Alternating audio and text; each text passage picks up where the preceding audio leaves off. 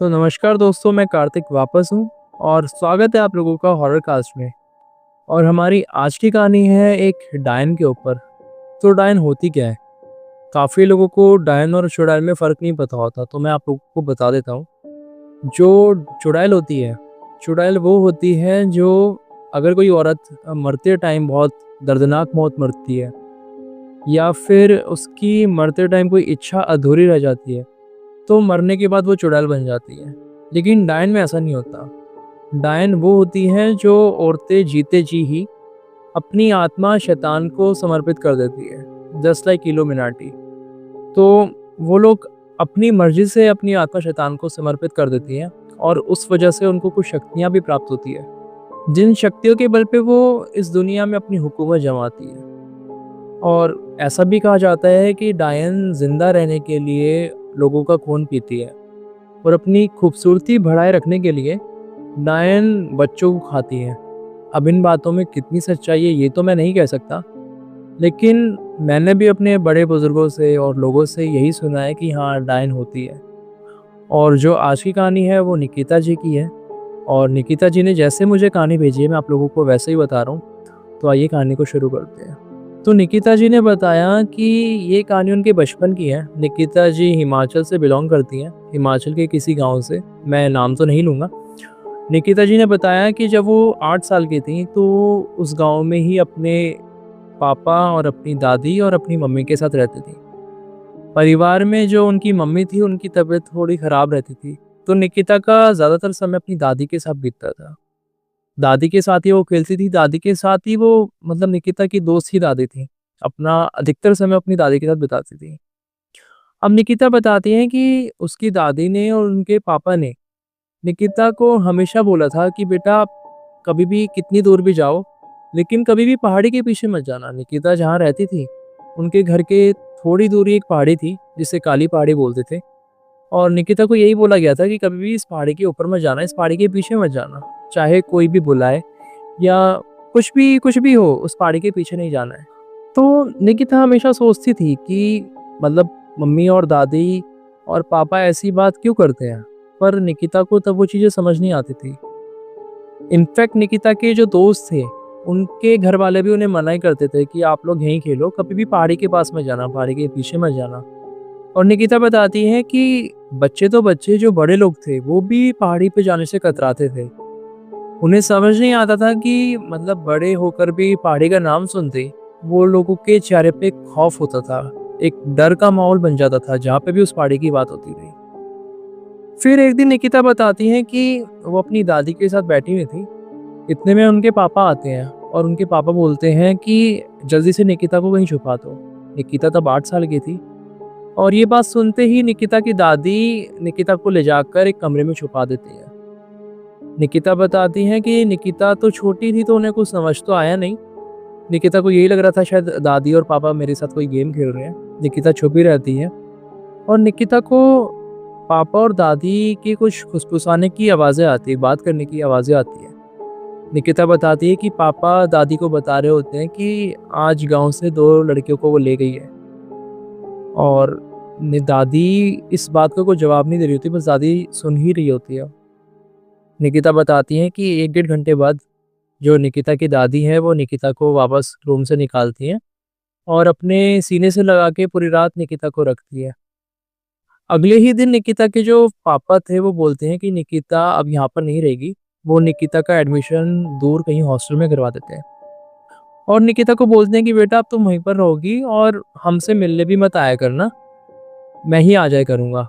अब निकिता कुछ भी थी तो छोटी ही 8 साल की बच्ची थी। निकिता को इतना कुछ समझ तो नहीं आ रहा था, पर निकिता को यही लग रहा था कि माँ-बाप से दूर रहना पड़ेगा, दादी से दूर रहना पड़ेगा। पर निकिता अपने पापा को कुछ नहीं बोलती, निकिता आराम से चली जाती है।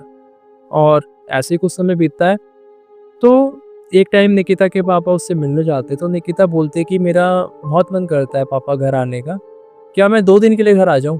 तो निकिता के पापा पहले तो मना करते हैं, लेकिन बेटी के प्यार में वो बोल देते हैं, हामी भर देते हैं कि ठीक है तुम 2 दिन के लिए आ जाना, लेकिन जब मैं बोलूँगा तब आना। फिर निकिता के पापा वापस आके अपनी मम्मी यानी निकिता की दादी से बात करते हैं और उन्हें सारी बात बताते हैं।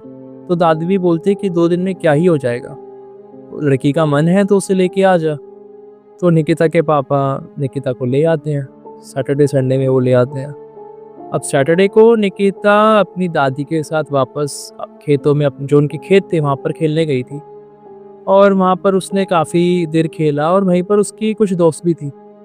तो निकिता और उसकी दोस्तों ने आपस में बात करी कि ये काली पहाड़ी के पीछे आखिर है क्या? मेरे घर वाले भी मना करते हैं और पूरा गाँव मना करता है काली पहाड़ी के पीछे मत जाना। ज़रूर वहाँ पे कुछ ख़ास है जो ये बड़े लोग चाहते हैं कि हम बच्चों को पता ना लगे। अब निकिता सोचती है कि अब वो चक्कर ये था कि सारे थे तो छोटी, आपसी उम्र के ही सारे लोग थे, और बचपन में शायद इतना दिमाग लोग लगाते नहीं है। और गाँव में अधिकतर मैंने देखा है कि जो लोग रहते हैं तो वो थोड़ा मजबूत होते हैं, मतलब थोड़े ब्रेव होते हैं। वो इतना सोचते नहीं हैं, कहीं पे भी चले जाते हैं, कहीं भी घुस जाते हैं। और ऐसा ही होता है कि निकिता और उसकी दोस्त प्लान बना लेती हैं कि आज शाम में हम वहाँ पर जाकर देखते हैं। वो सोचती हैं कि जब दादी और बाकी सब लोग बिज़ी होंगे, शाम को खाना वगैरह बना रहे होंगे, तब चुपचाप से हम लोग थोड़ी देर वहाँ जाएँगे और होके आ जाएँगे। तो ऐसा ही होता है, निकिता के दोस्त और निकिता प्लान बना लेती हैं और करीब 5:30 या 6 बजे करीब वो लोग निकल जाते हैं और उस पहाड़ी पर जाते हैं। वो देखते हैं कि दूर तक वहाँ पर उन्हें कुछ नहीं दिखता। ना जानवरों की आवाज़ आ रही होती, ना फूल पत्ती दिख रहे होते, बस नॉर्मल पहाड़ी दिख रही होती है। फिर इतने में निकिता देखती है कि बहुत दूर, पहाड़ी के बहुत दूर, उससे कोई खड़ा हुआ दिखता है, और निकिता अपनी दोस्तों को कहती है कि देखो सामने कौन खड़ा है। अब जो शॉकिंग बात थी वो ये थी कि निकिता के दोस्तों को वहाँ कोई नहीं दिखता। निकिता इशारा करती है, बोलती है कि देखो सामने कोई खड़ा है, लेकिन उसके दोस्त बोलते हैं कि वहाँ कोई भी नहीं खड़ा है। तुम हमें पागल बना रहे हो, तुम हमें डराना चाह रही हो क्या? निकिता थोड़ा हैरान हो जाती है। निकिता को लगता है कि शायद ये लोग मेरे से मजाक कर रहे हैं। निकिता इस बात पे ज़्यादा ध्यान नहीं देती। अब निकिता देखती है कि जो आकृति वो थी, वो निकिता के थोड़ा करीब आ रही है, और निकिता दोबारा बोलती है कि देखो जो वहाँ खड़ा था वो पास आ रहा है। लेकिन निकिता के दोस्त यही बोलते हैं कि तू हमारा पागल बना रही है, यहाँ पर कुछ भी नहीं है। और ये बोल के निकिता के दोस्त वहाँ से जाने लगते हैं और निकिता वहाँ पे अकेली खड़ी रह जाती है। अब जब वो आकृति थोड़ा और पास आती है तो निकिता देखती है कि वो कोई फीमेल है, कोई औरत है, और उस औरत के सारे दांत काले पड़े हैं, एकदम ब्लैक हो रखे हैं। और जो उसके कपड़े थे, उसके कपड़े ऐसे थे जैसे किसी कबूतर की खाल हो। मतलब ब्लैक कलर के कपड़े थे, लेकिन जैसे उनमें पंख लगे हों। बहुत ही शार्प कपड़े थे वो। ब्लैक कलर होते हुए भी बहुत चमक रहे थे वो। अब निकिता बताती है कि उससे करीब 20-30 कदम दूर वो औरत आके खड़ी हो जाती है और निकिता का नाम पुकारती है, निकिता बेटा मेरे पास आओ। निकिता सोचती है कि इनको मेरा नाम कैसे पता, लेकिन जो उनका हुलिया था वो किसी सामान्य औरत की तरह नहीं लग रहा था। लेकिन जैसा मैंने बताया, निकिता छोटी थी तो उसे इतना पता ही नहीं था कि सही क्या है, गलत क्या है, अच्छा क्या है, बुरा क्या है। मतलब अगर कोई निकिता की जगह होता तो शायद उस औरत के हुलिये को देख के ही वहाँ से भाग जाता, क्योंकि काले दांत और अजीब सी पोशाक, तो कोई भी समझ जाता कि शायद ये कोई इंसान नहीं है, कुछ और है। लेकिन निकिता को समझ नहीं आया। निकिता को वो फिर प्यार से बुलाने लगे कि निकिता बेटा मेरे पास आओ, मैं तुम्हें खिलौना दूंगी, मैं तुम्हें खाने के लिए कुछ दूंगी। निकिता थोड़ा पास जाने ही लगती है, तभी निकिता को अपने पापा की बात याद आती है कि काली पहाड़ी पर कोई भी तुम्हें बुलाए, चाहे कोई भी कुछ भी गए, उसके पास मत जाना। निकिता को लगता है कि शायद पापा इसी के बारे में बात तो नहीं कर रहे थे। निकिता अपने कदम वहीं रोक देती है। जब वो औरत, वो डायन देखती है कि निकिता उसके पास नहीं आ रही है, तो वो थोड़ा गुस्सा हो जाती है, चिल्लाने लग जाती है कि निकिता मेरे पास आओ, निकिता मेरे पास आओ। निकिता घबरा जाती है। वो जब डायन चिल्लाती है तो निकिता को समझ नहीं आता कि वो क्या करे। फिर निकिता देखती है कि जो वो औरत थी, उसका एकदम से चेहरा बदल रहा था। जो उसकी आंखें थी वो एकदम से काली हो गई, और जो उसके दांत, जो एकदम काले दांत थे, वो थोड़े बड़े होने लगे, थोड़े बड़े हो गए थे। निकिता वो सीन देख के डर जाती है। उसे समझ नहीं आता वो क्या करे, और निकिता सिर्फ दादी का नाम लेते हुए, चिल्लाते हुए वहां से भागने लगती है। निकिता बताती है कि काफ़ी दूर तक उससे अपने पीछे कदमों की आवाज़ आ रही होती है और निकिता अपनी पूरी जान से भपकी होती है अपनी दादी का नाम चिल्लाते हुए। अब निकिता की आवाज़ सुन के गाँव के कुछ लोग भी अपने घरों से बाहर आ गए थे, क्योंकि शाम का समय था, ज़्यादा टाइम तो नहीं हुआ था। और शायद इस वजह से ही जो वो डायन थी, वो चुड़ैल थी, वो वहीं रुक गई थी, निकिता के पीछे नहीं आई थी। और निकिता भागती हुई अपने घर आती है और अपनी दादी के गले लग जाती है। दादी समझ जाती है कि शायद निकिता के साथ कुछ बुरा हुआ है, कुछ गलत हुआ है। तो दादी निकिता से पूछती है कि क्या हुआ था? मतलब क्या हुआ है ऐसा, तुम घबराई हुई क्यों हो? तब निकिता सारी बात अपनी दादी को बताती है कि ऐसे-ऐसे मैं गई थी और मेरे साथ ये, वो दादी अपना माथा पकड़ लेती है। दादी बोलती कि मैंने तुम्हें मना करा था, तुम्हारे पापा ने भी तुम्हें मना करा था, लेकिन तुम नहीं मानी। अब उसने तुम्हें देख लिया, वो तुम्हें नहीं छोड़ेगी। तो निकिता बोलती है कि कौन नहीं छोड़ेगी दादी? तब निकिता की दादी बताती है कि वो एक डायन है जो काली पहाड़ी पर रहती है और हमारे गाँव में वो पता नहीं कितने सालों से है और हर छोटी बच्ची को वो कोशिश करती है अपने साथ ले जाए और उसे मार के उसका खून पी लेती है। गाँव से बतेरे बच्चे गायब होते हैं, बतेरी बच्चियाँ गायब होती है। इस वजह से ही तुम्हारे पापा ने तुम्हें यहाँ से भेजा था। वो नहीं चाहते थे तुम यहाँ पर रहो। इस वजह से ही तुम्हारा एडमिशन उन्होंने हॉस्टल में करवाया कि तुम घर से दूर रहो। लेकिन अब उसने तुम्हें देख लिया तो अब तुम्हें वो नहीं छोड़ेगी। निकिता की दादी फटाफट अपने बेटे यानी निकिता के पापा को ये बात बताती है।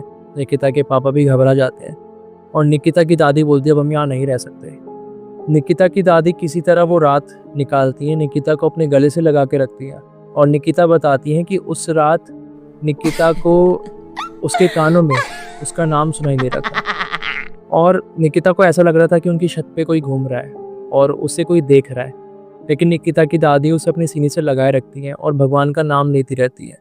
निकिता की दादी सुबह होने तक निकिता को अपने सीने से नहीं हटाती। ना निकिता की दादी सोती है, ना निकिता को सोने देती है।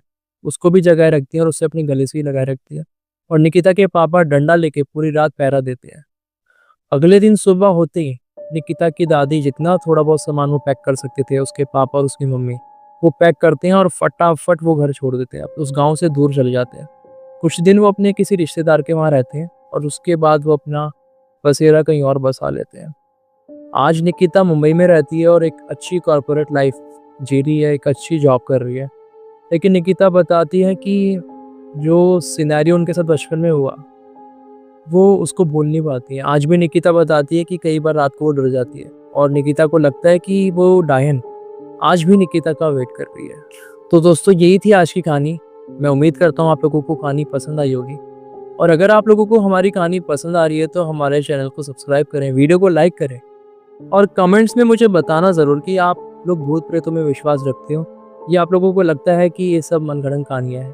और अगर आप लोग विश्वास रखते हो तो कमेंट्स में मुझे सजेशन ज़रूर देना कि जो अगली वीडियो है वो मैं किस टॉपिक के ऊपर बनाऊँ, क्योंकि कहानियाँ तो बहुत हैं, लेकिन जो टॉपिक आप लोगों को पसंद है मैं चाहूँगा मैं उसी पर वीडियो बनाऊँ। तो दोस्तों मिलते हैं अगली वीडियो में।